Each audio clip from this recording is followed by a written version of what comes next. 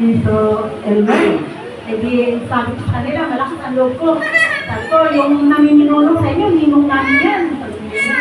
Alam niyo ba, alam niya yung totoo, pero sa bahay nila, kapag nag-worship sila, sila nang lawyer, kapag ginasiyasyo ang binabanggit nila. Pero pag nasa simbahan ninyo, ang binabanggit si GC, hindi kayo tinuturuan ng totoo. Sabi ko ganyan.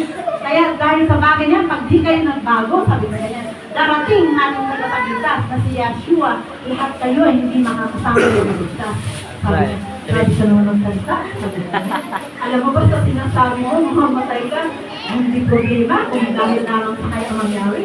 Dahil mamatay man ang ating lamang lupa, subalit sa pagdating ng ating tagapagligtas na si Yeshua, mayroon tayong pag-asa na muli niya tayong bubuhayin upang tayo dalhin sa kanyang kaharian. At doon itatanggapin natin yung buhay na walang hanggan. Muli tayo bubuhayin. Pero kapag ikaw ay natakot, ang sabi nga ng ating tagapagligtas na si Yeshua, sa mag-isa ni Apostol Pablo, sabi doon ay, hindi pa pinasasakdal ang may takot. Kapag ikaw pala yung may takot pa sa pagtututo ng katotohanan, hindi ka pa pinasasakdal.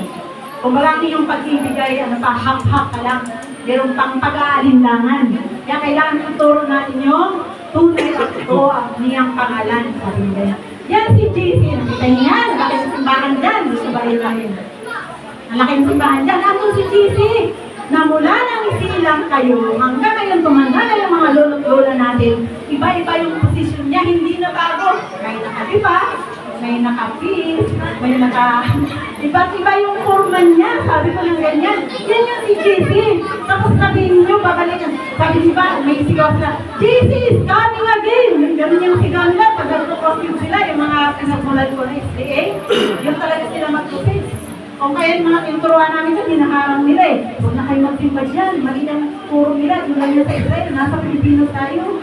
Kaya yung mga kabataan na nadadala, hihinto na ng pagsampa. Pero susunod naman sa sabak, andun naman sila at yun naman sila sa akin. Kaya sabi ko sa kanila, kapag hindi kayo kumawala dyan, magtutulad kayo sa inaangkin ninyong asembleya na Laodicea. Ano ba si Laodicea? Si Laodicea yung isusuka. Kung baka ikaw ay nasumpungan na hindi mainit at hindi din malamig na ikaw ay susuka. Kaya inaangkin ang Israel sila ay Laodicea. Inaangkin ninyo, sabi ko sa nila. Kaya dapat makawala kayo dyan. Dapat ang angkinin natin na sa ating kilalanin ay ang ating magpapagiging sa si Yeshua Messiah. Kaya sabi sa kanila, si Yeshua yung tunay na nabayubay at tumubos ng ating kasalanan. Kapag nanatili sa inyo yung pangalang JC, pag hindi ninyo yan pinalis at hindi kayo nagbago ng sinasamba at tinatawagan, talagang walang kaligtasan sa inyo mga kapatid o mga kaibigan. Sabi ko, ay alam niyo mga kapatid, madalas ko itong binabanggit. Sa bawat